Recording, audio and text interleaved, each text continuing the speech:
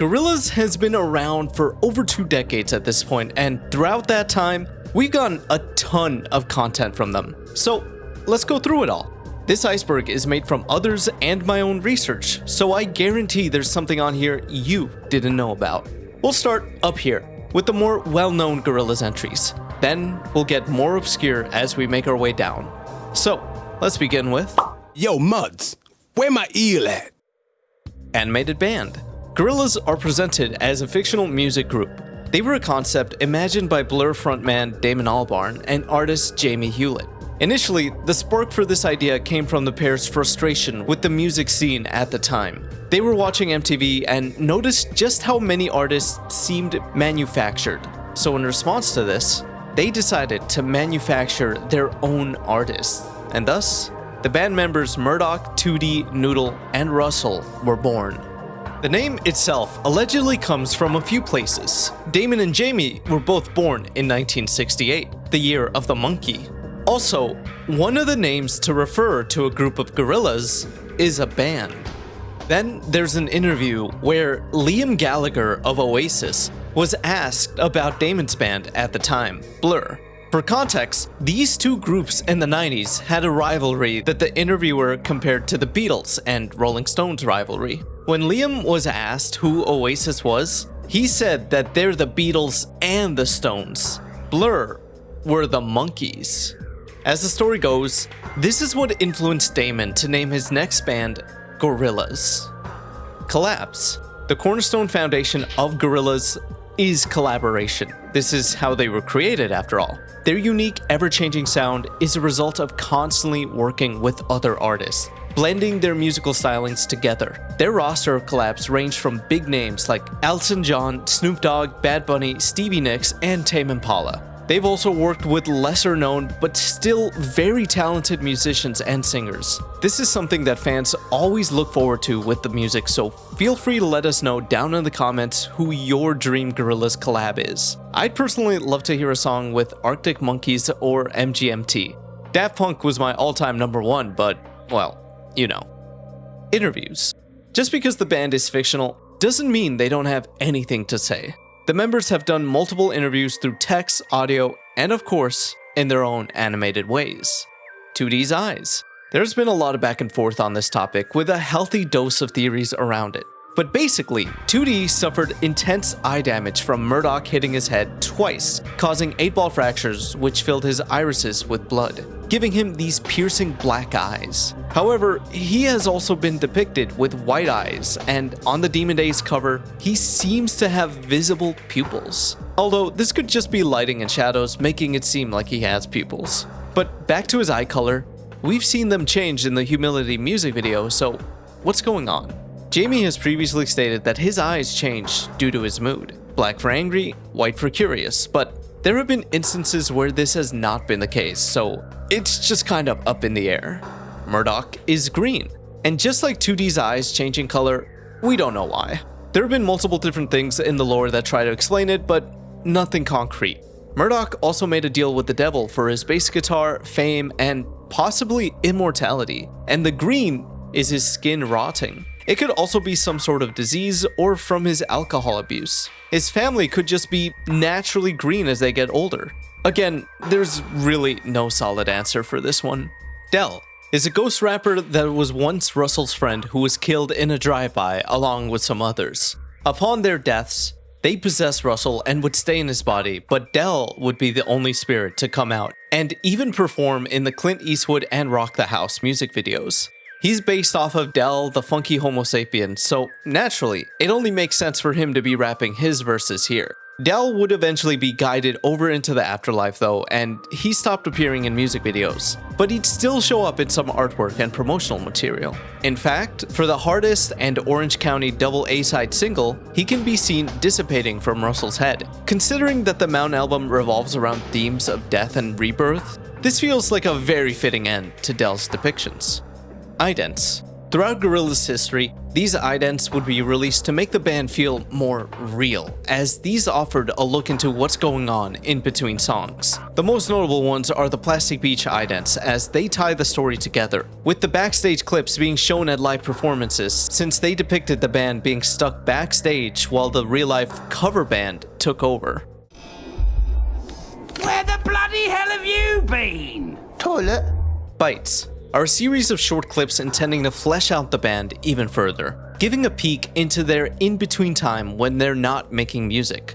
For the first 2 albums, we got animated skits through G-Bites, and according to Russell, each one cost around £60,000 to produce. These would sort of return for Song Machine in the form of machine bites, but instead of being animated, they were much shorter conversations between the band members as they discussed the events of the music videos and the production behind them. Amongst the bouncing heads for the speakers, they would also feature a few of the album's collaborators. Hi, I'm Murdoch Nichols from Gorillaz. Fortnite.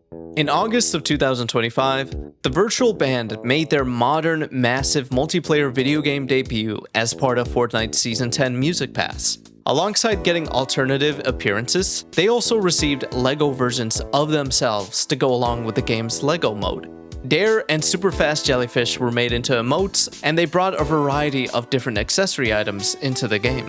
Inconsistent lore. We already talked about 2 pieces of this, but considering that the band's history goes back over 20 years, there's bound to be more inconsistencies and retcons. For example, after the events of Plastic Beach, the group is seen living relatively comfortably in a townhouse, even alongside the boogeyman who terrorized them. But then, when the band returned in 2016, we got completely different stories of what they've been up to since Plastic Beach. For one, the events of Do Ya Thing were completely ignored, as the book of series explains that the group separated after the Battle of Plastic Beach and spent years apart. There's also inconsistencies in what events actually happened to the band and what events were staged just for the music video.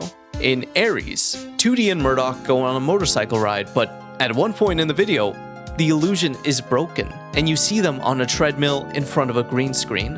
Unfortunately, just because of the industry that Gorillaz is in, the story kinda takes a backseat a lot of the time, so stuff isn't as fleshed out as it could be, causing smaller details like Cyborg Noodle's whereabouts to be changed. MTV Cribs was a television show that showed off the homes of celebrities. Gorillaz were featured in an episode where Murdoch gave a tour of Kong Studios, the band's mysterious and supernatural headquarters. We got to see the other band members as well, 2 of which were not happy with the camera crew there. It's my room!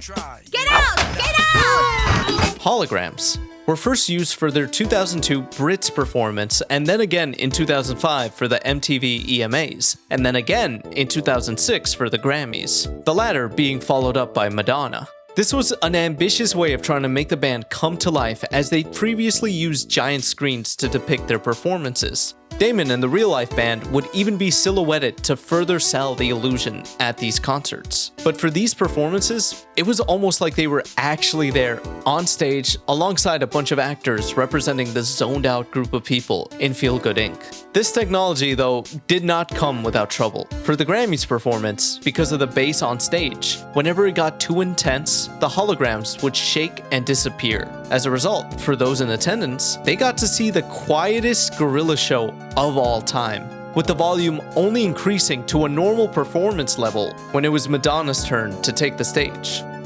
3D mocap. For the Humans and Cracker Island era, in another attempt to bring the characters into real life, 3D models were utilized. These were mocapped and let the voice actors for the characters appear in things like interviews and promos a lot faster compared to having to animate them by hand. Although the technology was faulty at times, it led to some pretty funny moments. No, Giles is maybe the man I am. The first models were also used in the Strobe Light and Sleeping Powder music videos. Puppets. For the Demon Days era, puppets of 2D and Murdoch were created by Jim Henson's Creature Shop. These puppets would be primarily used for Demon Days live performances, where the 2 of them would bicker amongst each other above the crowd.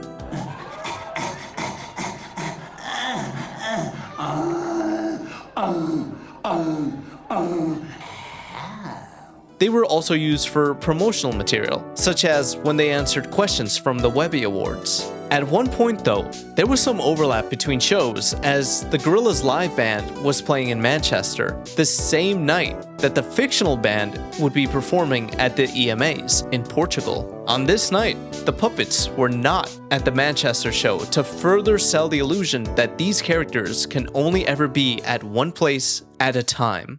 Ace is the leader of the Gangrene Gang from the Powerpuff Girls cartoon show. When Murdoch went to jail, the band still needed a bassist for their next album, the Now Now, so Ace filled the role. This came about because Damon and Jamie were actually friends with the show's creator, Craig McCracken.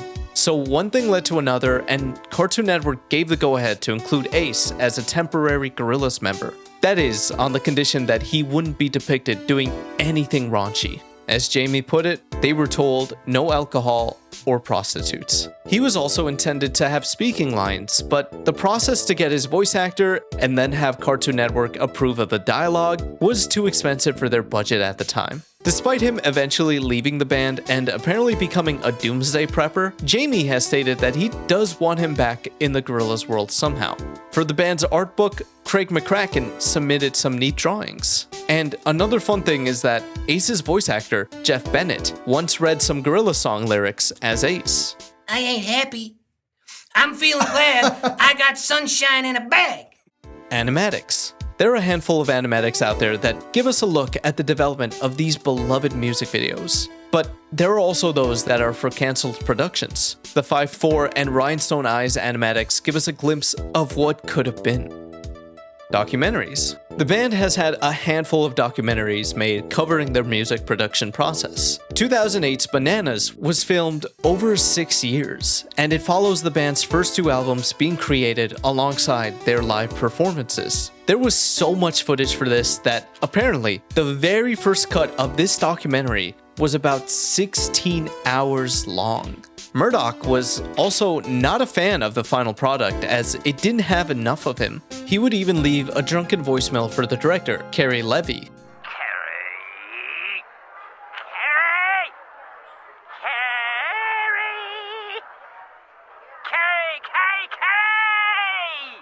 Then there's 2010's The Making of Plastic Beach that's basically as the title sounds. It's a 30-minute showcase of both the album's recording process and the creation of the actual physical model of Plastic Beach. Then there's 2019's Reject False Icons. It was recorded in between 2015 and 2018 by Jamie's son, Denholm Hewlett, and it covered the creation of both Humans and the Now Now. Books. The band has a handful of published works out there, such as the Gorillaz Art Book, the Gorillaz Almanac, and the most famous one of all, The Rise of the Ogre. It serves as an autobiography and has plenty to provide in terms of lore. The first few chapters are even available online as audiobooks. G-Mixes are Spotify playlists made by each of the Gorillaz band members that are shared to give fans a glimpse into what type of music they've been listening to lately. This started back in 2017, and as of this video, we are now on the 23rd update. And if you ever want to listen to music with other Gorillaz fans, you should join our community Discord server. Sometimes, when I'm working on something, I'll go into a voice channel and just put on some nice tunes for everyone, hoping to see you over there. Welcome back to my experiment when I see what happens when I only eat toast for a year. GTA. The original version of the Valley of the Pagans music video was recorded in Grand Theft Auto 5. They replicated the band's car in the game and even utilized certain aspects, like the cell phone UI, for Beck to appear in. Considering they traveled by portal, it was a fun thing to see them in this other virtual world. However, it did not take long for the game's developer, Rockstar Studios, to notice, and they were not fans. They filed a cease and desist and got the video removed, forcing the team to create a second version with all the GTA footage replaced. Hiatus. During the Plastic Beach era, there were rifts widening between Damon and Jamie, and after this stressful venture was over, after all these expensive animated videos were finished and the massive world tour was complete, their relationship suffered greatly, and they went their separate ways for a long time over their creative differences. It was so bad that many, myself included, thought that Gorillaz was over for good. that there would be no more projects going forward. Fortunately, that's not what ended up happening, as the two would rekindle their relationship and create more Gorillaz content for all of us. In a recent interview, Damon has stated that Jamie moving away to France did play a large part in this rift, as he felt like their relationship hadn't fully recovered until they started being around each other a lot more while working on the Mountain album. It felt as if it was the 2000s again. There was that same energy there as when they were putting together the first Gorillaz albums. In his words, so in a way you could say we've had a strange hiatus since 2010. I know that sounds weird because obviously a lot of stuff's happened, you know. Different lyrics. At many live performances, Damon will sometimes change up the lyrics to songs. He's claimed that this was so that the audience knew he wasn't lip-syncing, but it could also just be him giving a bit of novelty to these songs that he's performed hundreds of times. The bath is a community meme that originated from the Saturn's Bar's music video, where Murdoch gets excited when he notices the home's decrepit bath. Acceptance speeches. Gorillaz have won many awards at this point, but every now and then, for a special award, they'll have an animated video ready to be played if they win. Their most famous acceptance speech, though, was for the 2001 MTV Awards, where they did not end up winning, and this video was left unused. Apparently, even if they had one, it wouldn't have been allowed to air since Murdoch hails Satan. A separate version of this animation exists where 2D's burp interrupts Murdoch. iTunes. Feel Good Inc. was used for this iconic 2005 Apple commercial, helping boost the band's presence in the United States. Hashtag Free Murdoch was a social media campaign that was used to promote the story of the Now Now, the album where Ace replaced a jailed Murdoch. Essentially, during certain times, you were able to message Murdoch and he'd tell you what it was like in prison and how badly he wanted to go free. You were also able to talk to Noodle and ask either of them general questions about the band outside of this current saga. Murdoch would eventually break out of prison and reunite with Noodle. There was also merch made during this. At Watashi wa Noodle is Noodle's Instagram handle, where she posts pictures for her mood board, appropriately called her Moodle board. Of course, she also has pictures of the band, and fun fact, her very first post back on January 31st, 2020 was of a younger version of herself and her bandmates driving through Tame Impala's Currents album. 2 years later, they would collab alongside Booty Brown on the Cracker Island song New Gold. Alt covers. Some of their albums have alternative covers to let those versions, such as the deluxe editions, stand out. I'm particularly a fan of the Plastic Beach set that shows the island at different stages of the day. Music video commentary. The group, mainly Murdoch, have talked over some of their music videos to give more insight on what went on behind the scenes, alongside other fun trivia for whatever's on screen. Acoustic versions. Multiple songs have acoustic session recordings that bring in a new angle to them. I would personally recommend checking out On Melancholy Hill if you ever need to be lulled to sleep. Noodle's backstory. Before ending up at Gorillaz, Noodle, alongside 22 other children, were part of a secret super soldier experiment for the Japanese government and military. The program was inevitably scrapped for fear of these unstable children being too dangerous, and one of the scientists, Mr. Kyuzo, was tasked with eliminating every trace of the project, including the children. After doing away with the 21 others, he couldn't bear to do the same to Noodle, so he came up with the code words Ocean Bacon to give her amnesia. Afterwards, he reported her dead and sent her off in a FedEx crate to Kong Studios, and the rest is history. Murdoch's arc. Out of all the band members, Murdoch has changed the most over the years, going from a selfish, vulgar, abusive narcissist to something a bit more vulnerable. His journey has been one of major discovery and reform. Take 2D for example. He used to be Murdoch's punching bag, but as he and the band became more independent, Murdoch was left feeling weak and vulnerable as he lost control. He's done so many awful things. Can he truly be redeemed? 2D seemed to have thought so when he reached out his hand for him in the Lost Chord music video. I actually already covered this topic in full in this here video if you'd like to learn more. Skinny Ape AR. To promote the Cracker Island album, Gorillaz teamed up with the Nexus Studios production company to create an augmented reality experience for fans in New York and London, where people would be able to see them perform Skinny Ape on the buildings through their phones. House of Kong was a pop-up exhibition that showed off all things Gorillaz over the years, from storyboards to art to even the plastic beach itself. Cut songs. The band has made a lot of music, and that includes music that never got to officially see the light of day. I'm personally a big fan of Routine. There are many demos and leaks out there, but we probably haven't heard most of these melodies. This has led fans to call for the release of these songs that never made it on an album, such as the C-Sides movement. The term here comes from how Gorillaz would label their B-Sides album after their main albums. For example, there's G-Sides for Gorillaz and D-Sides for Demon Days. Plastic Beach, however, did not receive a supplemental album like these did, but that hasn't stopped C-Sides enthusiasts from putting their own albums together based on the discovered unreleased songs from that era. According to Damon Albarn himself, there are around 200 unreleased Plastic Beach songs. Converse. In 2011, Gorillaz teamed up with the sneaker brand to create a couple of high-top Chuck Taylors. As part of this team-up, the company would also fund a collaboration with Gorillaz, Andre 3000, and James Murphy for their 3-artist, 1-song campaign.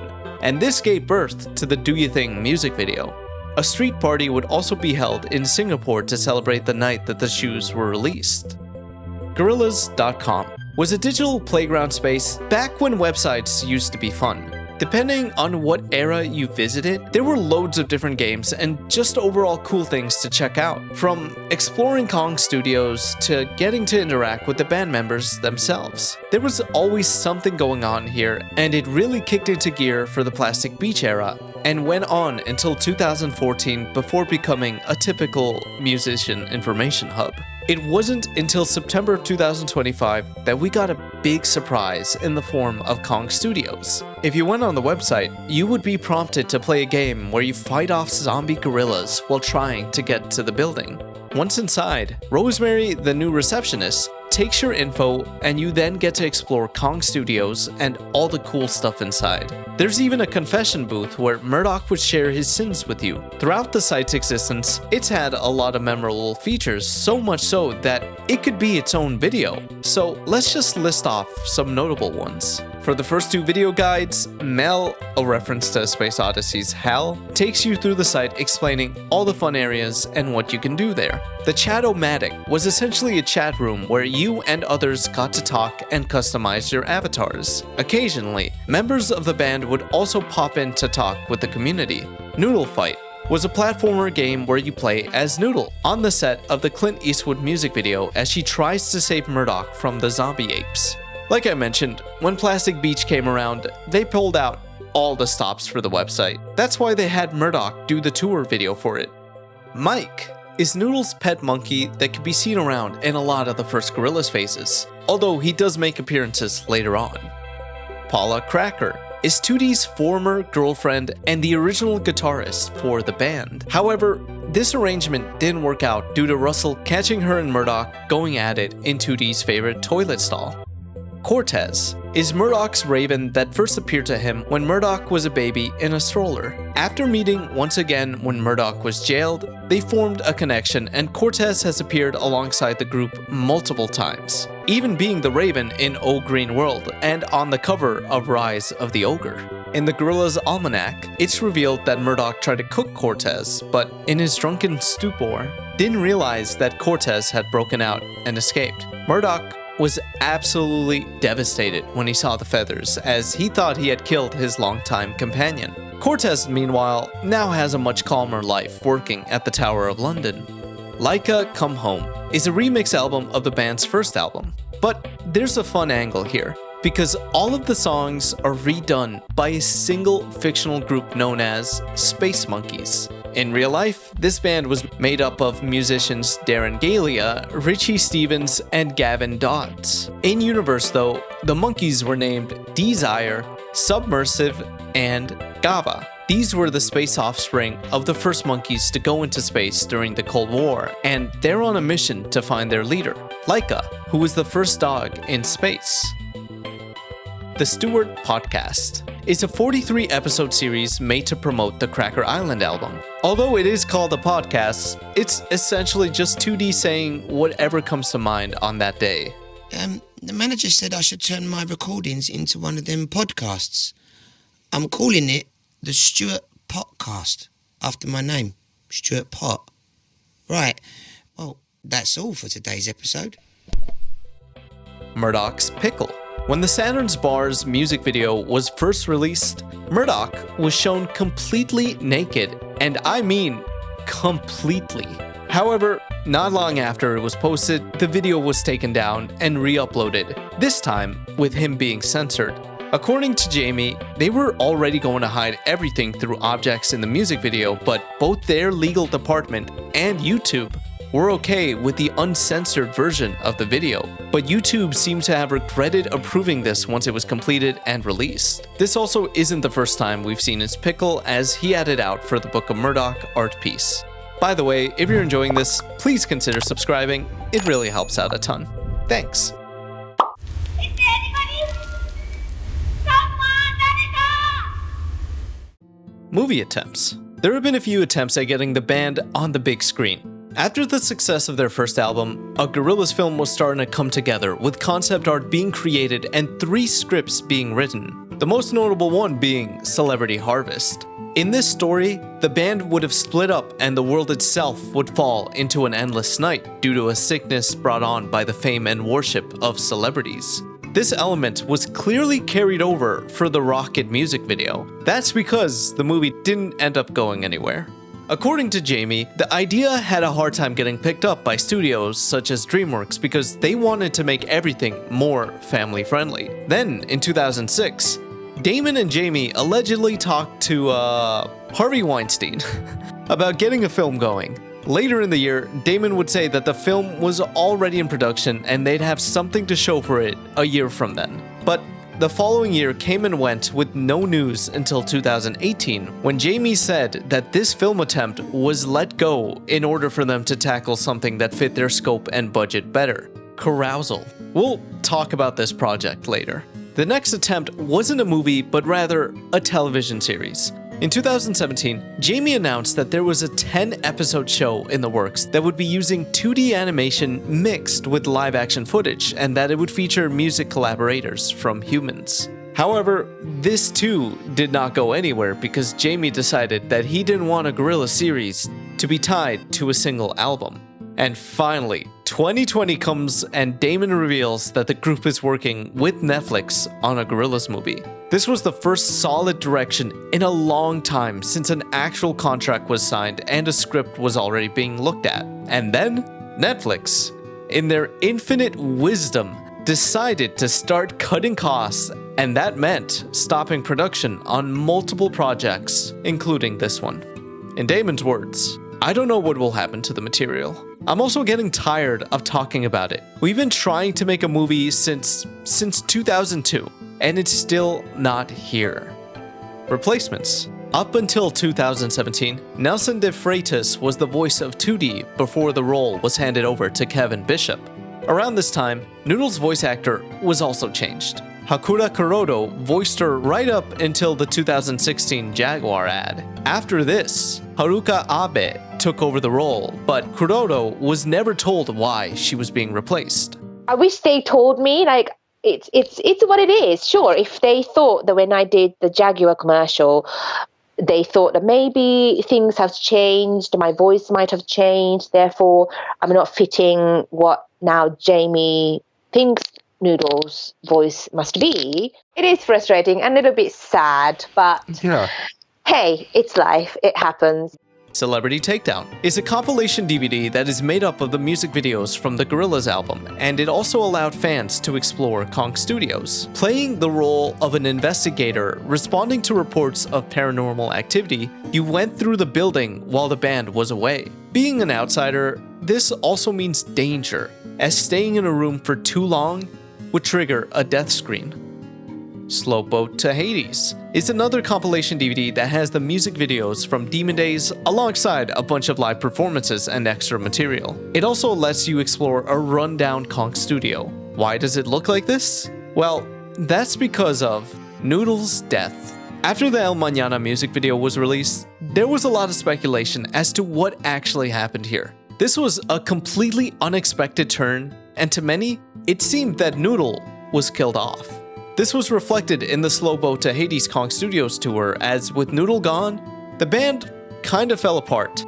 Many had hopes that maybe something else happened. Maybe she was able to escape with a parachute. As we all know now, Noodle did in fact survive, but thanks to inconsistent lore, it's still not entirely clear what exactly happened to her. She basically either went into hiding or was trapped in hell based on a distress signal to an abandoned Conch Studios on the Gorillaz website. Is there anybody? Someone,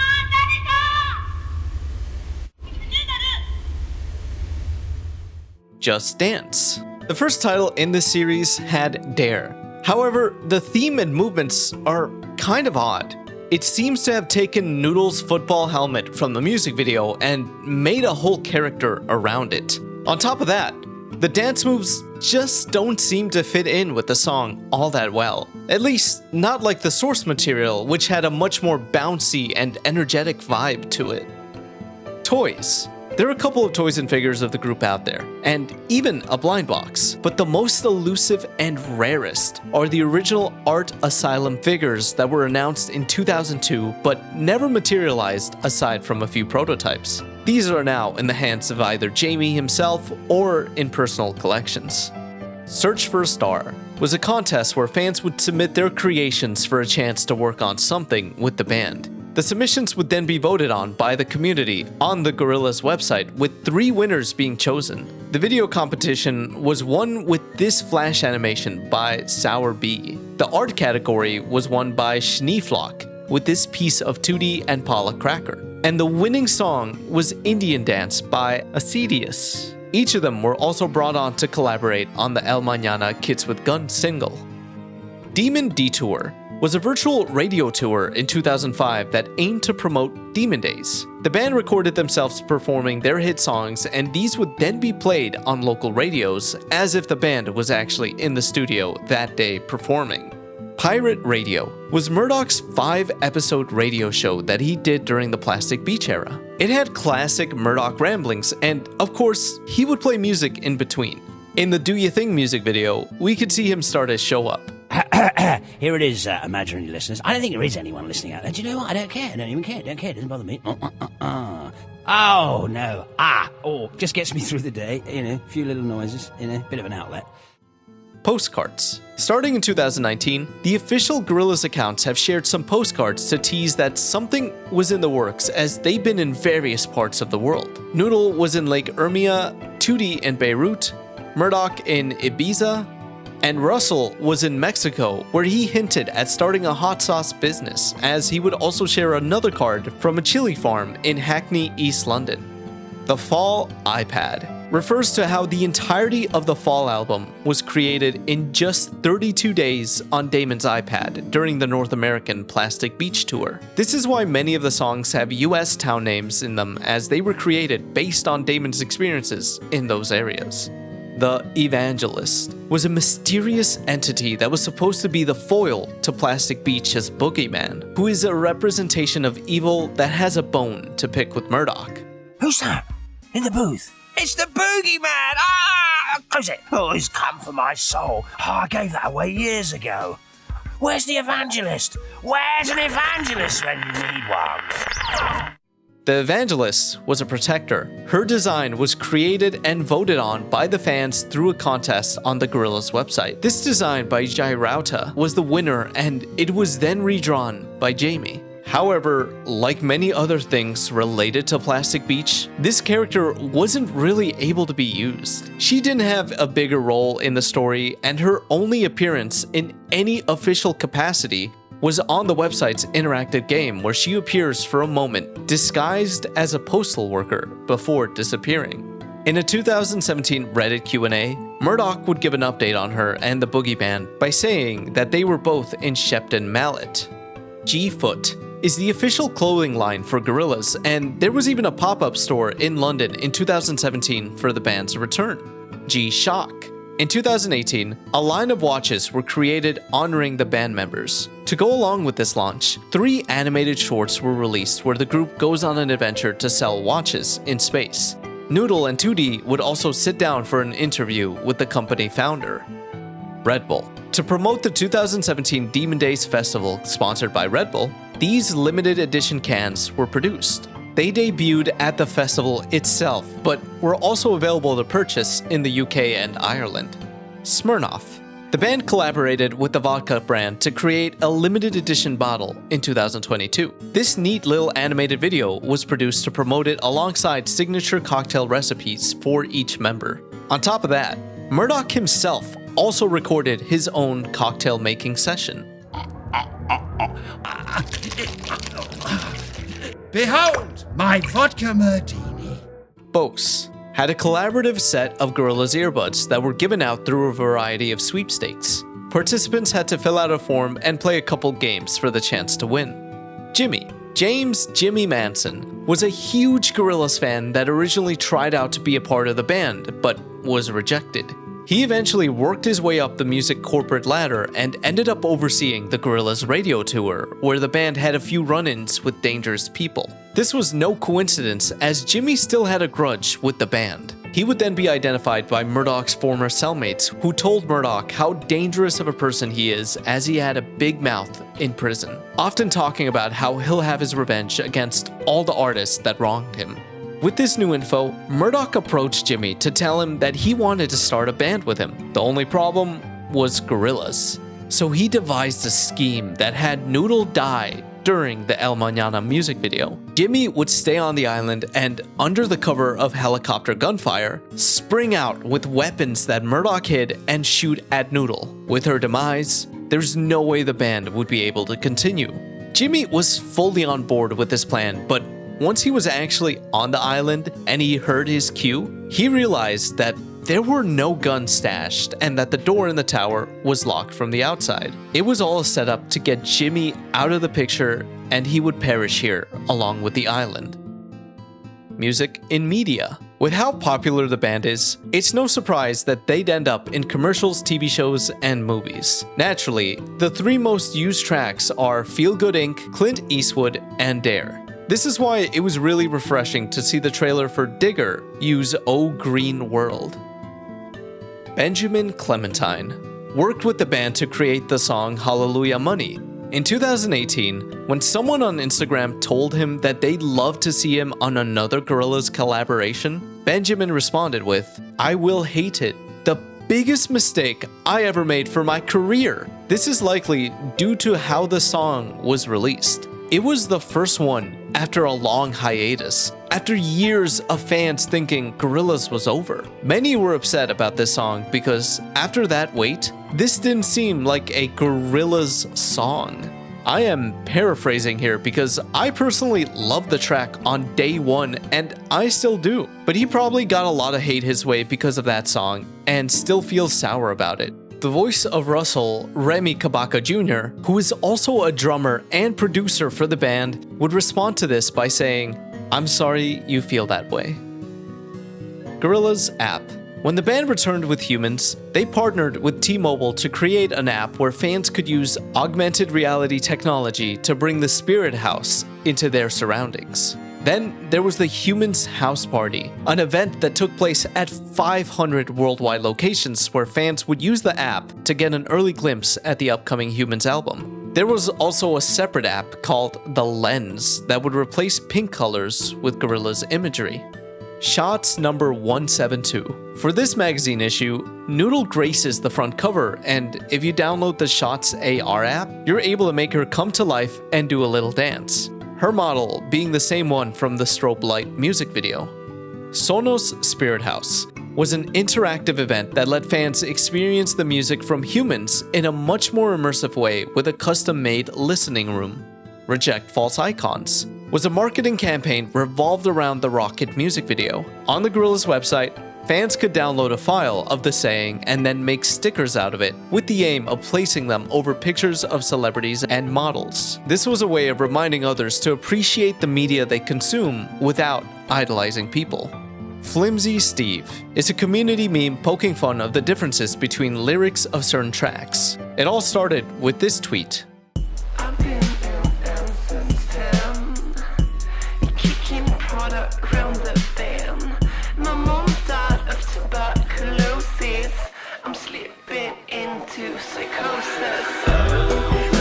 Stay where you go. What time you say? This was also posted on the same day that the song Jimmy Jimmy was released, so it was likely alluding to the lyrics of that song. Sleeping Powder was a track that was likely made as a response to fans wanting more of 2D, as he didn't have much of a presence on the collaborator-filled Humans album. The song and music video was made fairly quickly as it used the mocap model from that phase, and Damon would confirm that it was him doing the mocap work for the video. Reused art.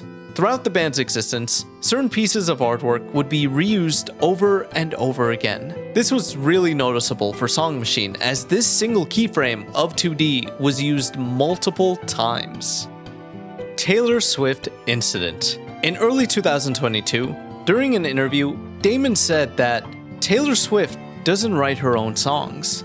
There's a big difference between a songwriter and a songwriter who co-writes. A really interesting songwriter is Billie Eilish and her brother.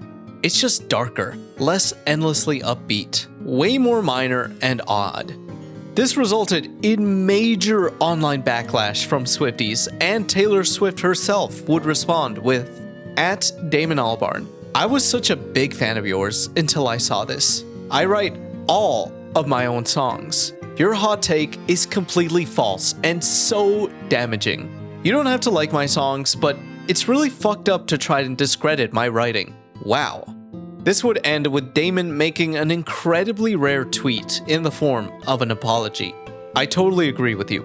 I had a conversation about songwriting, and sadly, it was reduced to clickbait. I apologize unreservedly and unconditionally. The last thing I would want to do is discredit your songwriting.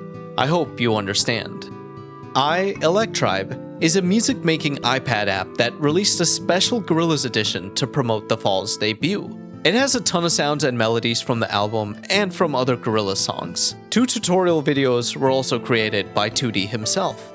Carousel was the original concept for what turned out to be the Plastic Beach era. It was a very ambitious project, as it was planned to be a film made up of 15 shorts alongside new music, each of them representing a different part of life. This would all take place on a 100-mile-long Victorian pier.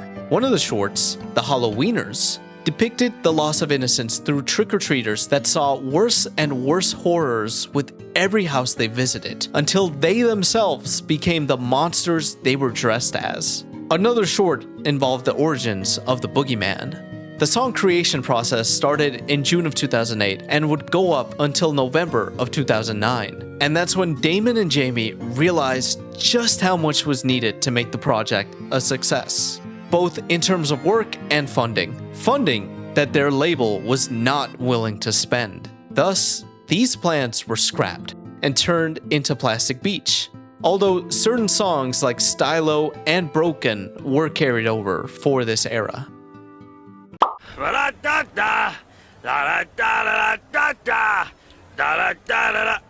NFTs. In 2021, when the first Gorillaz album turned 20, it was teased that they would start making NFTs to celebrate the anniversary. This was met with severe backlash due to the band previously being environmentally conscious. Plastic Beach was a call to attention on pollution and how humanity has been treating its planet.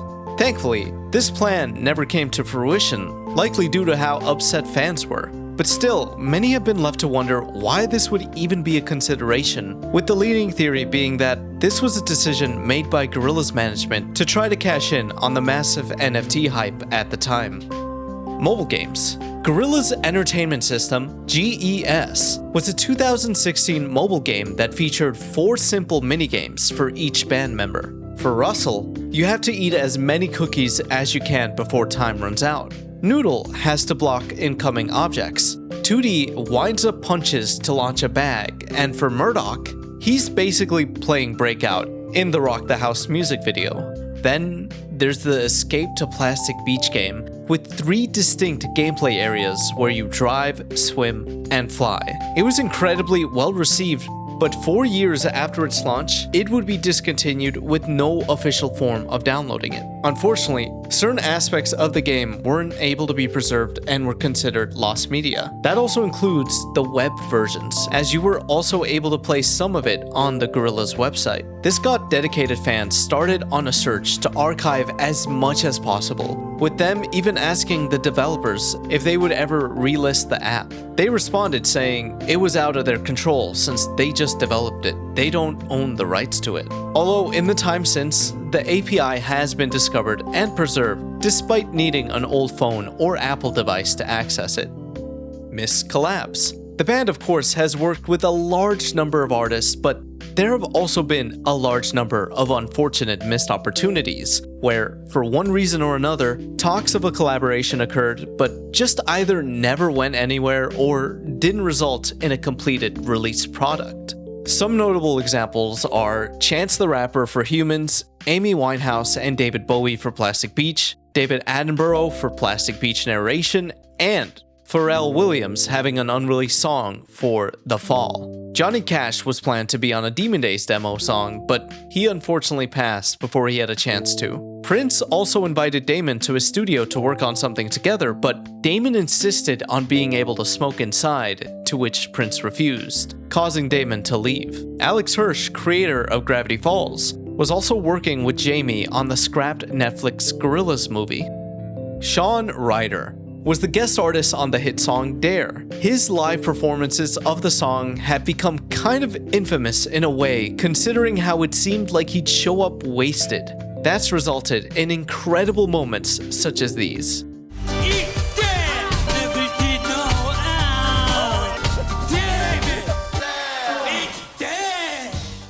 It's there is a commonly said Gorillaz rumor that the original lyrics for Dare were "It's there," but due to Sean Ryder's thick accent, it would just come out as "It's Dare." So they ended up changing the song title to Dare.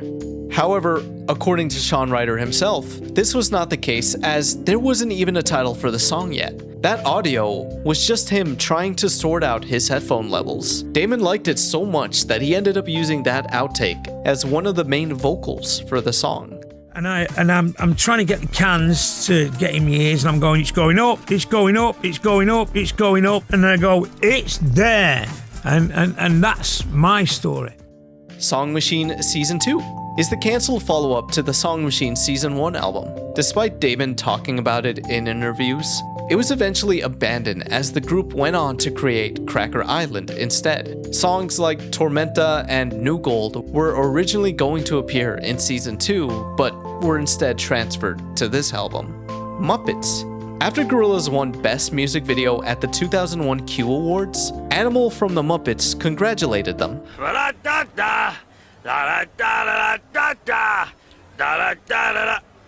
Damon! Damon! Damon! Damon! Woman? What woman? Woman! Animal Crossing performance. Damon and Jamie appeared in Animal Talking, an interview show set in the Animal Crossing New Horizons game, which shot up in popularity due to many being confined in their homes during the pandemic lockdowns. Can I be a witch? I want to be a witch. Please, let me be. Can we turn Damon into a witch? After this interview, 2D and Beck performed The Valley of the Pagans, Don't Get Lost in Heaven demo. For the original version of the song, a simple concept music video was made filled with some very strange background characters. Feliz Dia de los Muertos is a short animation made to celebrate the Day of the Dead holiday. 2D's Children. During Phase 2, on the Gorillaz website, there's an email on 2D's computer from the UK Child Support Agency telling him that he has several missed payments for multiple different children. However, according to Noodle, 2D is apparently very easy to scam and she had to stop him from sending money to shady people online. So this could also just be another extortion attempt. Plastic Flowers was a promotional campaign for Plastic Beach where these flowers made from household items were created and then sent to bloggers and journalists alongside this letter encouraging them to get the word out about the album. It also included a USB with more info on the project. Fear God. The controversial Westboro Baptist Church released a parody song of Feel Good Inc., and if you don't know anything about this church, I'm very jealous of you. But essentially, they're super homophobic, and that's the reason I have to carefully select what I show here from their attempt at a music video, and also why I can't show the lyrics. All of that aside, the song is just not good. You're much better off listening to the Kids Bop version. Featuring 2D. 2D has appeared in music outside of Gorillaz. He's in Nathan Haynes' FM and Massive Attack's Small Time Shot Away. Plastic Beach AR. For certain arenas on the Plastic Beach Tour, fans would get a passport, such as this one, and using an augmented reality app, they would be able to see the island more closely on their phone. Music from the next album is the holy grail of Gorillaz media, as it allegedly has full versions of unreleased Plastic Beach songs that are only known about because they were used in promotional material. It is so elusive because it was created only for internal use at EMI Records. As the story goes, a listing for it was put up on Discogs in August of 2022 by someone named Yusuf Mansties. They said that they found the CD at a record store and even tried to get the music uploaded to YouTube, but it would be taken down with copyright claims. This was before he had sold it off to a private collector and thus had no more access to the songs. The community did try to get into contact with the collector, but they didn't have any luck for a while. And when they finally got an answer back, it was not a good one. The collector didn't want to sell it, they wanted to hold on to it for a very long time. Ever since then, there has been a lot of speculation on potential leads for other copies out there. However, many regard all of this as a giant hoax, considering that there have been inconsistencies with the story behind the CD, and the fact that of the many record stores that have been contacted in the Brighton area where the CD was originally found, none of them had any info on this whatsoever. Gorillaz Sound System was a DJ party group that put on shows using Gorillaz music and imagery, on top of performing their own remixes to both Gorillaz tracks and other songs. It was formed by Remy Kabaka Jr. and consisted of him, DJ Ko-Fi, DJ Guy C, and Jodo. It also had 2D's voice actor at the time, Nelson De Freitas, as the MC so he could hype up the crowd before the show started. Murdoch himself would even praise the group and give them his blessings to perform with the band's music. It was also at one of these shows that Damon and Jamie were further torn away from the Carousel project as they saw how excited the crowd was for older Gorillaz music, inspiring them to make another album instead. Library card. For the first editions of the Rise of the Ogre book, there'd be a library card on the first page. Upon further examination, the names of multiple fictional and real-life people can be seen. Daffy Duck. Jamie has said that he originally wanted Daffy Duck to replace Murdoch for the Now Now. This illustration here was actually drawn by him. Geep Auction. Back in the early 2000s, MTV held a competition to give away a real-life version of the iconic Gorillaz vehicle, the Geep. The winner was someone who only entered the contest because he had a subscription to a service that auto-enrolls its members into as many sweepstakes and contests as possible. Eventually, he would decide to put it up on eBay where a lucky fan was able to place the winning bid. From what I could tell though, the links for this page have not been archived, so it's hard to tell how much money was bid. But in an interview in 2017, Murdoch explained that they no longer had the Geep because 2D sold it on eBay. Although later on, it seems like they were able to get it back. Paula's Tech. After Paula Cracker was kicked out of Gorillaz, she got her life in order and ended up funding an AI startup. When Murdoch was putting together Cyborg Noodle, he used an AI chip that Paula's Tech company created. So, in a way, Paula helped replace her own replacement. Hit clips were an early 2000s music listening product that contained short snippets of popular songs. One of these was a 1-minute long edit of Clint Eastwood. Damascus. This song from the mountain has roots in Plastic Beach, as it is the final version of the unused track, Fresh Arrivals. Additionally, the intro of Damascus is another unused track, Sunday Monday, that was used in a Plastic Beach teaser. Aluminum was the name of the song that would become Stop the Dams. It was originally created at a concert protesting a hydropower plant that was being built in Iceland, which drew major environmental concerns. The song was basically a big, on-the-spot collaborative piece, and it was a lot more energetic than what the song would eventually become. Also, the concert this was played at was called Stop the Dams. Bruce Willis appeared in the Stylo music video chasing after Murdoch and the gang. A reminder that Plastic Beach was a very expensive project, and they were already pushing their limit with the budget. Luckily, Bruce offered to do it for free. He had met with Jamie in Paris, and the two watched a Gorillaz live performance together, and afterwards, hit the local nightlife. That's when they got to talking about the music video the band was working on. He said, if you put a helicopter on to get me out there, because it's quick, I'll do it for free. And we were like, okay, so I don't know, $4,000 for a helicopter. He was on set, he did it.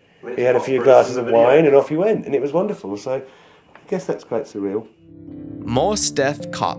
For the Stylo music video, Mos Def was originally supposed to play the police officer, but he apparently refused to play a cop character. The Getaway Tour was a set of shows that were announced in 2023. About a month later, the tour was cancelled without any clear reason. Femi Koleoso, the drummer for the band at the time, would later in the year tweet that 90% of the times when a show is cancelled due to unforeseen circumstances, it's because of low ticket sales. This could be potentially what happened here, but reportedly, most of the tickets for this tour did sell out, so who knows what the reason could have been. Zombie Flesh Eaters was the company created by Jamie Hewlett in 2000 to be in charge of all the creative avenues of the band. Everything from the Gorillaz website, interview responses, DVDs, Rise of the Ogre, and basically anything that had to do with visuals or keeping up the illusion that the band members were real people was handled by this company. This of course included the lore, which was led by Cass Brown. Unfortunately, the company would disband in 2012 after Jamie moved to Paris when the whole Plastic Beach project was finished. Monkey Tennis. Back in 1997, Jamie was commissioned to create a virtual band for an animated TV series titled Monkey Tennis. The details of what they were for aren't entirely clear, but allegedly, the hope was for this concept to take off to the point where it could extend to multiple different avenues like comics, video games, films, and music. This didn't end up happening, and it never really went anywhere. Then, a few years later, Jamie debuted another virtual band, Gorillaz. This did not sit well with the previous clients because to them, it just seemed like Jamie stole their idea, so they ended up suing him. This lawsuit also didn't really go anywhere. Monkey Tennis wasn't even the first time that Jamie had ideas about a virtual band, as this concept piece from 1991, years before Monkey Tennis, shows a prototype cartoon band named The Family Johnson Johnson. This whole accusation would actually be referenced in The Rise of the Ogre, which stated that a band called the Doppelgangers sued Gorillaz for stealing their concept of the Rock of the House music video. Let Me Out demo. A dedicated fan group pooled their money together to pay a leaker $700 to release the original demo for the Human song, Let Me Out. On top of the music being different, it also doesn't include the name drop censors that the final release did. Gorillaz Official was the Discord server created to promote Cracker Island. Here, fans were able to get more exclusive insight into the band as the members would send messages and images to their own respective channels. Murdoch would even send a special 3-minute audio message to its members on Christmas. There now follows a special seasonal message from the great leader and high beacon of the last cult. Please stand. If you're already standing, stand a bit taller. Cheers. Demon Strings. The members of this group originally worked on Demon Days and also at the live Gorillaz shows. They worked so well together that they became Damon's in-house string section, formerly called Demon Strings. After this album, they would continue to work with Damon and even other artists. Of course, they'd still contribute to Gorillaz throughout the years, including 2026's The Mountain. Crashing Down. This was yet another unreleased Plastic Beach song, but part of it did play during a Russell ident when he jumps into the ocean. This track is particularly notable because it actually played outside of the Gorillaz sphere. Years later, it was used at the end of the 2016 Netflix documentary The White Helmets, which covered the lives of Syrian rescue workers. This song was likely used because in 2010, Gorillaz became the first Western band allowed to play inside of Syria.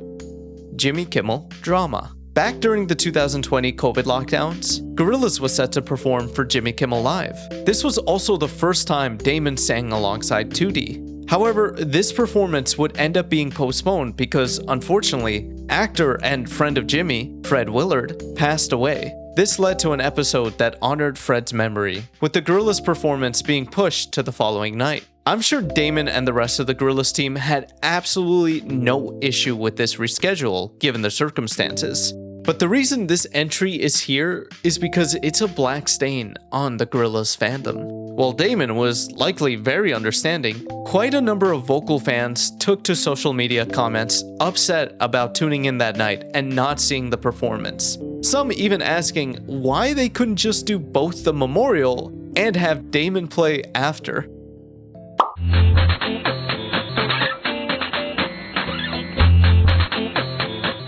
Gorilla was what the band was originally called during the early stages of the group's creation. Through the concept art, we could see the band that we know and love start to come together, and it's also interesting to see what could have been, as there were other members that were considered, such as an ape on percussion and Paula as guitarist alongside a girl named Heather for bass. 2D was called Berteri and Murdoch was known as Louis. MTV ads. To promote Demon Days in 2005, the band appeared in a couple of special small commercials. Dr. Wurzel is a Phase 1 character that shows up during one of the death screens for Celebrity Harvest. He was also the one who stole Murdoch's Winnebago in the 2000 interview video. Because he had access to some of Murdoch's stuff, he posted on his webpage this picture of the band from when they were Gorilla. He was also the one that leaked Ghost Train, the band's first recorded song. He was eventually caught and Murdoch regained his Winnebago. Alamo Theaters held a special collaborative event with the band to promote The Mountain. For a whole month, the theater chain would have showings for the band's favorite movies. It was also on the premiere day that those in attendance would be able to see the short animated film for the album a day before it was put online.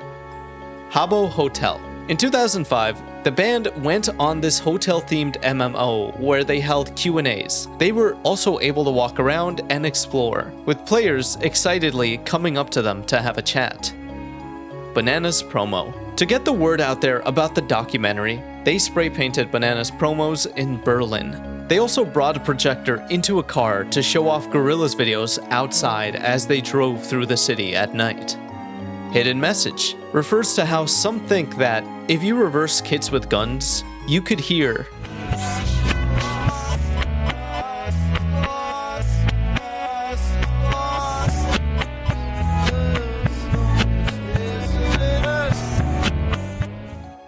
Google+.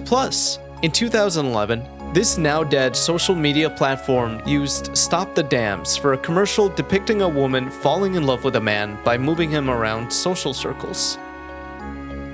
Midnight Run was an Adult Swim hour-long marathon that played music videos from Daft Punk and Gorillaz.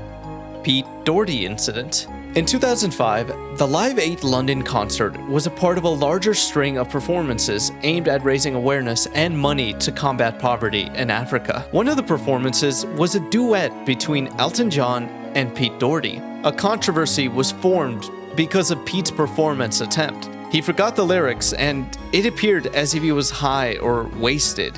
A reminder that this was a concert for charity.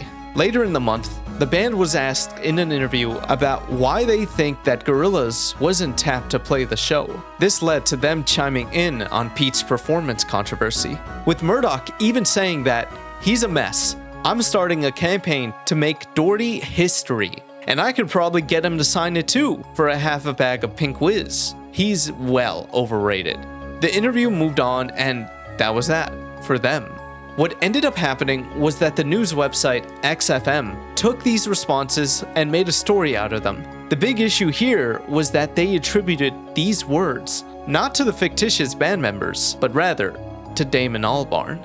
This resulted in other websites taking that part and running with it. Suddenly, Damon was in the spotlight for all of this, and that led to him giving his own statement. There are 4 members of Gorillaz, and I'm not one of them. It's not even my big mouth that got me into trouble. The fact of the matter is, I would never lash out at Pete Doherty like that. Fred Perry. In 2021, the band collabed with this fashion brand to release a new line of clothing. With this, there would also be an augmented reality website that could be accessed through QR codes at Fred Perry stores. Here, fans could look through the clothing collection and explore Murdoch's Winnebago. GeoGuessr. To promote the Mountain album, the band teamed up with GeoGuessr, the online game where you're dropped in a random spot around the world and then have to guess where you are. For this collab, the spots are specific locations that are tied with the creation process of the album. Once you make a guess, you get more insight into the significance of that place. MF Doom Storyboard is a drawing depicting how MF Doom should look on camera when they were recording his November As Come performance that would be played at Manchester shows. Oxford. After the events of Demon Days, 2D went away to Oxford to study for a law degree. It didn't work out, and shortly after trying to figure things out solo, he was kidnapped and sent to Plastic Beach. Del fell. In 2018, during a live performance of Clint Eastwood in Denmark, Del fell off the stage. This resulted in him fracturing 7 ribs, one of them puncturing his lung. I was on the ground, crumpled up, crying, looking up into the lights and shit, just crying, begging for help, in extreme pain. Damon, I think, tried to reach his hand down toward me, but I couldn't move. I thought I was gonna die, basically. Thankfully, as soon as the severity of the situation hit, he was seen by a medic and then immediately rushed to a hospital. As he put it, I will say that Denmark, their medical system, they was on it. If it was any other place, like the United States, I'm dead now. He was thankfully able to have a good recovery, and a few days later would tweet this out, thanking Damon and the Gorillaz fanbase for cheering him on through all of this. He fractured 7 ribs and punctured his lung, and he's okay, he's absolutely fine, but it was a really unlucky thing to happen on stage. So I want you all to say, "Get well, Del!" Get well, Del! Again, get well, Del! Get well, Del! One more time, get well, Del! Get well, Del! Thank you. Roadkill is a 2005 mixtape by Russell Hobbs, and it's basically a compilation of songs and audio recordings from artists who have collaborated with the band. This CD is extra special because it was really only available at Kid Robot stores. That's the manufacturer that made the new Gorillaz figurines at the time. Those who bought a figure got this mixtape for free.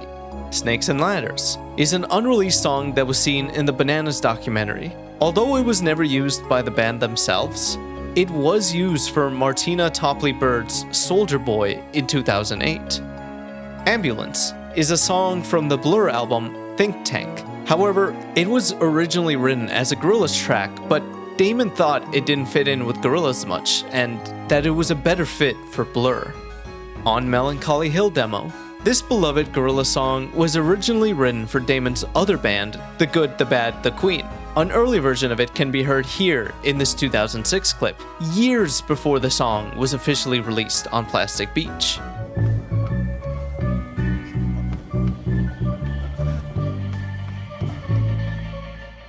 In My Dreams is a 2018 Kali Uchi song that's produced by Gorillaz. Allegedly, this was one of the tracks that the two of them created for Humans, but it ended up getting cut and reused for this song. WMV. There was an official Windows Media Player skin of Noodle where you could use the sides of her helmet to listen to and adjust music. Interview Kit This video was sent out when the band had a video interview to do to promote Demon Days. It was made in a way where the interviewee could just superimpose whatever footage they wanted to use on the screen to make it look like the band was facing them and responding to their questions. All of the questions and answers, though, were pretty much the same. Polar Bear and Crocodile are reoccurring background characters. In Slow Boat to Hades, if you click on the Polar Bear, he'll talk and, well... How long does it take to get a cab around here? Oh. That's what I'm talking about! There are multiple versions of this. That's what I'm talking about! They are also seen briefly in Plastic Beach, and when the Kong part of the Gorillaz website was brought back in 2025, so were they. The city is breaking down on a camel's back. That's what I'm talking about. Phi Life Cypher was a British hip-hop group who were the original rap artists for Clint Eastwood. Instead of Del, the ghost rapper, the idea was for there to be 3 spirits actively possessing Russell. They would have also been permanent band members. This of course was changed, but their version was added to the G-Sides album. Although, despite performing their version of Rock the House live, they never got a chance to record it with Gorillaz. Latin Simone Comic. An early 2000s Brazilian Gorillaz magazine once published a fan-made colored storyboard for the song Latin Simone. Levi's Sticker. For the Gorillaz 2019 collab with the clothing brand, the clothes had a WashCare sticker that was written by Murdoch. Telltale Game. In 2023, a Gorillaz leaker that adopted the Dr. Warzal persona would send some materials to Lost Media YouTuber El Supersonic Q. They shared 2 documents revealing that back in 2012, there was an attempt to get a zombie-filled Gorillaz Telltale game going. And this right here was just one pitch idea out of many. As a huge Telltale fan, this would have been an absolute dream, so it's a shame this collaboration didn't go anywhere. Confederate flag. In the original version of the Dare music video, Murdoch had a Confederate flag by his bed. It was replaced by a pirate flag, but it was still able to be seen on the Gorillaz website. Red Cross. The gray cross symbol on this vehicle is actually red, as they wanted it to be associated with the emergency assistance organization, the Red Cross. However, it had to be changed in post-production because the organization threatened to sue if their symbol was used. Jamie tried to negotiate by offering to make a donation, but they wouldn't budge, as they don't want to be associated with anything to maintain their identity of neutral protectors. They weren't bluffing either because they have successfully sued other media for using their symbol without permission. So then the Gorillaz team switched the color to green, but that was also the symbol of an Italian pharmaceutical, so they had to change it again, this time to black, and that was also not allowed. So finally, gray was decided, and that had to be changed across 50,000 individual frames of the video. Gap. Back in 2006, this Gap ad with Audrey Hepburn was originally pitched for Gorillaz. Instead of Audrey, it'd be Noodle dancing. Similarly, the luxury clothing brand Armani wanted 2D for a fashion campaign. Jamie, however, refused both. Gap wanted to pay us mounds of cash. I couldn't bring myself to do a Gap advert. It just makes the whole thing seem like shit, really. Pandora Radio. Gorillaz took part in an ad for the music streaming service where they raced each other. Murdoch rides in the stylo car, and in Noodle's vehicle, the reflection of her plastic beach mask can be seen on the windshield. Tom Goes to the Mayor was an Adult Swim animated sitcom, and in 2005, they got the chance to do an online interview with Gorillaz. All that exists from that is this one single image. Years later, this resulted in fans believing that this was just a still from an animated interview, and a hunt for this clip began. As it turns out, there was no special animations or even audio for this, as it was just a text interview. This picture was just the banner used on the website. The goal was now shifted to finding the text interview itself. But unfortunately, that whole interview was released as an image on the website, one that has not been backed up and therefore is still undiscovered to this day. Icon. In June 2006, when Gorillaz graced the front cover of Icon magazine, subscribers of the publication would receive a limited edition energy drink with the cover on it. Vestax. In 2006, to promote Demon Days, these Gorillaz-themed record players were created and sold. Demon Chaser. As part of Noodle becoming an ambassador for the racing brand Jaguar, an augmented reality app called Demon Chaser was planned to be released. Fans would have been able to put together their own vehicle to race, with 20 winners receiving tickets to the Demon Days Music Festival. There, they would have been able to race their cars on stage. Of course, none of this happened as the app was never released. Demon Lamp. Produced by Jamie Hewlett and animation director James Corr via their company Zombie Lighting, this is a lamp that was inspired by Demon Days art. They were released in 2009 in red and a limited edition white. Cancelled G-Bytes. We were supposed to get other little animations in Phase 1 that just never came to be. Russell's scratching tuition, Murdoch has been drawing on people while they've been asleep, Murdoch aspiring to golf rock royalty, and hotel smashing scene. In Phase 2, there's this piece of art that was likely inspired by this scrapped story. History to Date was a never-released promotional CD that essentially, through music videos and animated shorts, sums up the band up until Demon Days. The Rejects is a band composed of Cyborg Noodle and a blue tall monster man known as Billy, who, according to Jamie, had the voice of an angel. They were set to debut at the 2018 Demon Days Festival, but that performance would be cancelled. 2 years later, Jamie would imply that the spin-off band went nowhere because the whole idea was scrapped. A few months after this interview, the Lost Chord music video would release, revealing that Cyborg Noodle met her demise before washing up on Plastic Beach. Charts of Darkness is a 24-minute comedy mockumentary that was aired on TV in 2001. Its premise was a news reporter trying to figure out the story behind the band and who Gorillaz really were. This is done through interviews with people who know the band members, including Damon and Jamie, who allege that 2D and Murdoch beat them up. Look, I've told you 1,000 times we got attacked by cartoon characters. That's how it happened. Damon's laptop. In 2018, an incident occurred where Damon left his laptop in the back of a London taxi.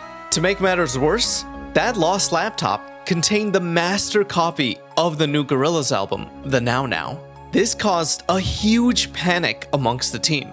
It was a disaster. Damon oversees everything, and with Gorillaz, it's not just audio, it's the expensive visuals as well. The laptop's contents are priceless. Thankfully, the taxi driver was able to get into contact with Damon to safely return the laptop, averting a very expensive crisis. Dirty Harry storyboard. The original plan for the Dirty Harry music video was scrapped due to its depictions of kids carrying guns. This is the only drawing to be released from this version of the storyboard. Trans Clay. At the end of the Trans music video, a clay depiction of 2D is shown. According to some behind-the-scenes pictures, there could have been another version of this sequence, but with his body instead being twisted up. La Cigale. At this 2001 La Cigale Paris concert, we found out what 2D sounds like when Damon voices him. We're gonna tear into a tune. You with me, Yeah, brothers? follow Safa. Zombie Kong was a 2002 Gorillaz-themed game that was only available to play on the UK interactive channel Play Jam. The game was basically Donkey Kong, but with Noodle trying to save the rest of the band. Those who were able to get past all 12 levels could be entered to win merch and backstage passes for future shows.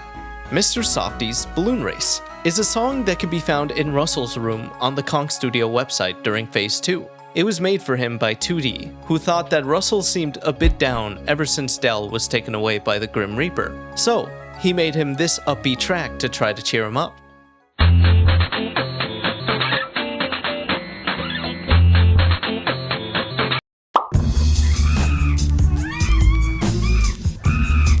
Murdoch's support. According to Jamie, at one point when he and Damon pretended to be 2D and Murdoch on an online chat room, most likely the Gorillaz website's Chat-O-Matic, there was an instance late at night where a fan from America started talking. It was a kid who was sharing that he hated his parents and his life. What was most alarming was that he also shared his plans to end it all. As Jamie explained, we were online for 3 hours as Murdoch trying to talk him down and make him realize that it was alright.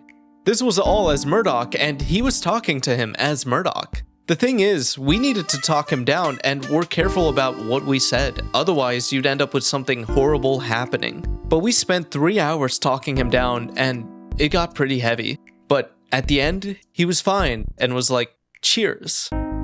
Book of Man is a scrap storyline from Plastic Beach. Although the book was seen on the website at the time, the idea was that Murdoch found this book washed up on the island, and it would have changed his life. For one, it would have had these pictures that reveal Murdoch to be immortal as he shows up throughout history. This project was to be a real-life published book, but the idea was rejected by Damon. Under a Hail of Plastic Bullets was another Plastic Beach era book that ended up getting scrapped. This one would have been more on the interactive side and also revealed that Plastic Beach was a giant drain plug. If it were removed, it would be the end of the world.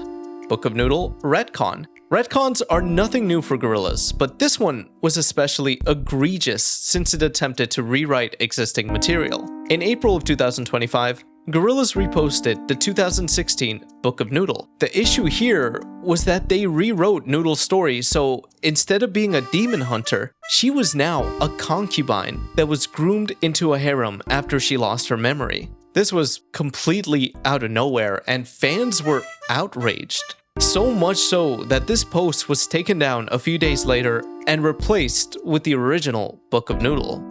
2Ds. For this 2017 tour promo, we can obviously see 2D, but there's another 2D further in the background. Big Rick Black was the owner of Big Rick Black's Record Shack, where Russell used to work. During the Plastic Beach era, he and his store washed up on the island. This wasn't much of a problem for him as he was a huge Gorillaz fan. He's also the only side character to have an official Twitter account, although he's only tweeted twice. Unfortunately for him, he was morbidly obese and unable to leave the counter, so when we saw Plastic Beach destroyed in the Lost Chord, that unfortunately included him as well. French ad. This commercial was played in France to promote the Humans album. However, the video on screen is from Saturn's Bars, while the music is from Andromeda. Dirty Harry choir incident. On the Bananas documentary, there's a scene where Damon is confronted by a woman who brought in 4 kids from her congregation to be a part of the New York City Dirty Harry choir. She goes up to Damon and inquires about the lyrics to the song. On the paper there, it reads, "I need a gun to keep myself from harm." She took issue with this because she didn't want her kids participating in something that would seemingly promote the use of guns. Damon would explain to her that this was actually a typo because the true lyrics were, "I need a gun to keep myself among the poor people burning in the sun." They then have a conversation about the lyrics and try to offer cultural context to each other, and it all ends nicely with a hug. The Feds, Oh No, is a 2000 song by a group that was called the Gorillaz at the time. However, this was mistakenly attributed to Gorillaz. This was because it would be included on the Gorillaz album in file-sharing websites like LimeWire. The download would replace left-hand Suzuki method and leave listeners a bit confused. When people downloaded the album and listened to this track, they thought it was a Gorillaz original. Listening to it now is kind of funny because it doesn't sound anything like the band has ever done ever before.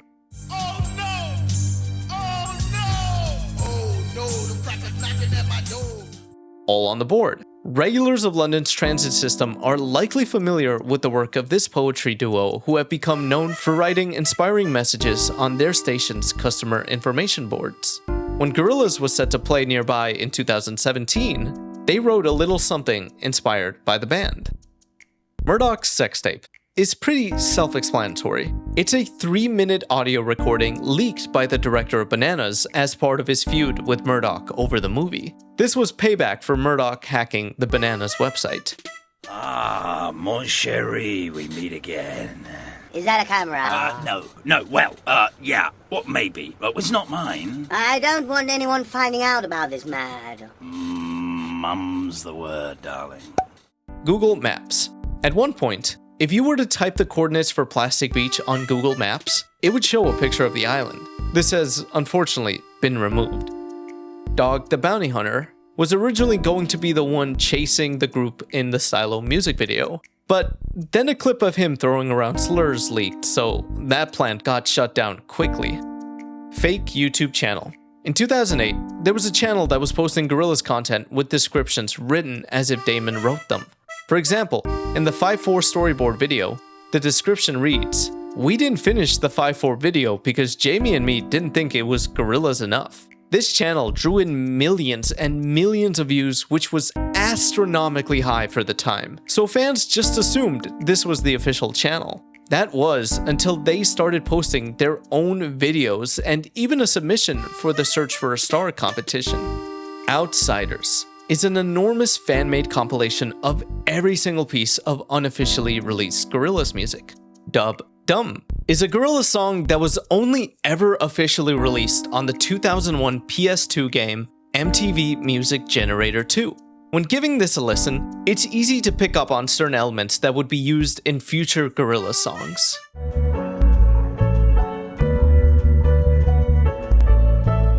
Jail Ident.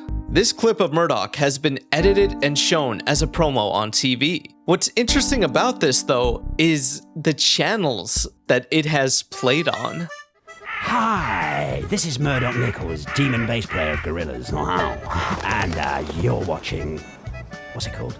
I think it's called Disney Channel. Oh, yeah, okay. I think it's called Nickelodeon. Oh, yeah, okay.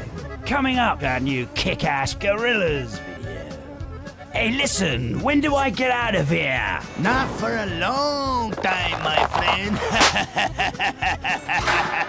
2D died. In 2018, this fake Instagram screenshot was posted online and started a rumor that Jamie killed off 2D. To be exact, he died from the disease ligma. This rumor grew, and as fans took it seriously and genuinely believed this was true, 2D's Wikipedia page was even updated to reflect this. It got to a point where even Jamie, the real Jamie, had to comment on this. "I didn't write that. Fake cartoon news." Well, that's it. The bottom of the iceberg. But even then, I'm sure there were some things not mentioned, so please, if you have any, feel free to share your knowledge with the rest of us down in the comments, and thank you so much for watching.